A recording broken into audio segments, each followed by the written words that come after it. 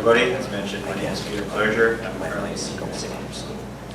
I was asked to speak to you here today about my experiences at St. Andrews, and why St. Andrews is such a special place to me. And to be honest, I was initially hesitant, but I'm not accustomed to it.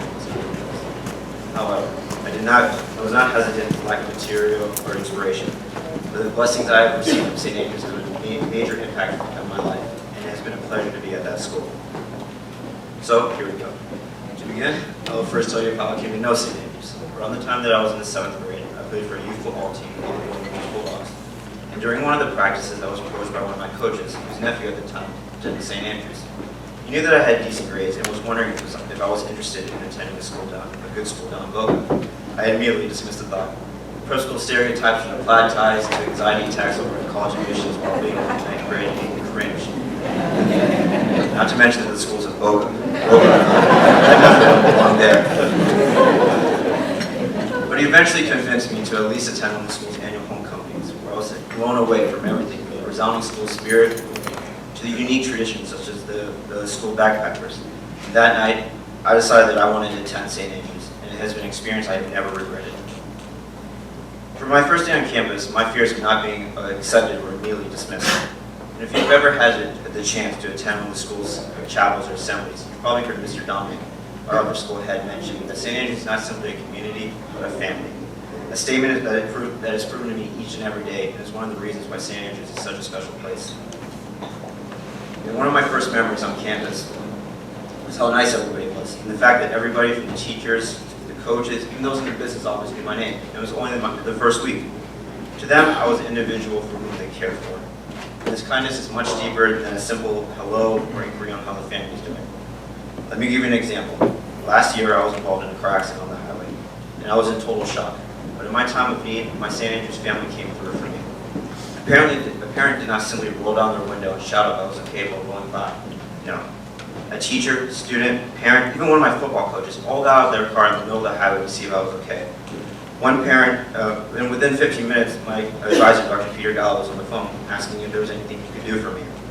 One St. Andrews mom and her son, a recent graduate, even stayed with me throughout the entire process of getting my car towed and doing the police work and then brought me to school. This kind of genuine compassion and unity is something that sets St. Andrews apart, where we win and lose together as Scots. Also, being able to attend St. Andrews has also afforded me the opportunity to learn from some of the best instructors in the area. These are individuals who are passionate about both their subject fields and their students. They are mentors from whom I've learned values and life lessons from, like Mr. Browns and Mr. Toss. Compassionate educators who sympathize with and try to assist students with the pressures of such a demanding high school like Ms. Merrill's. And instructors who are interested in and willing to go for the extra mile to ensure a student's successful in and outside of the classroom. I must attribute my success to them as much as any other. The environment over at St. Andrews has also pushed me to reach my full potential and realize that my goals and dreams are attainable. People often speak of the Boca bubble. Yet coming from a working class family, I can tell you that a similar bubble exists among the middle and lower classes.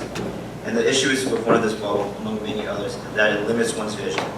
Before I came to St. Andrews, I used to hear about the schools like the Georgetowns and the Yales, and dream about a career in diplomacy or politics. But seeing my limited options and the limited ambitions of those around me, I always thought that those dreams were simply that, dreams. These dreams were options I thought reserved for those people, those who lived a mere 20 minutes south of me. And as you can see, this bubble that I resent is limiting my vision. When I came to St. Andrews, I was surrounded by ambitious students who planned on attending this or that elite university and going on to have a career in this or that exciting field. The kind of aspirations I never heard back in Hawaii. And when I saw students here at St. Andrews actually achieve this level of success, I began to think that maybe I could do the same. And with the assistance of St. Andrews, I began to participate in programs such as Model United Nations and the Foundations for Teaching Economics. Programs from which I gained valuable experience and began to see the careers that I once thought as unpursuable as legitimate options. And at this point, you might say that St. Andrews has been a stepping stone in my life, but I tell you, it has been a springboard. For if you knew where my family came from, you would understand my gratitude. For St. Andrews has given and equipped me for a much brighter future for me and my family.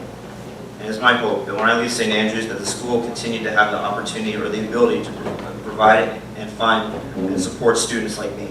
Students who, although unable to afford such a world-class education, are willing to work for, hungry to obtain, and eager to prove themselves worthy of such an education. And I assure you that they are out there in Boyne, Delray, Deerfield, Pompano, even in the school's own backyard here in Boca. Providing such an education is one of the most impactful services that the school can provide to the community, and I'm thankful to be a recipient of such a blessing. In closing, I would like to thank the entire St. Andrews community for this wonderful past 5 years, and all of you who have made this experience possible. Thank you.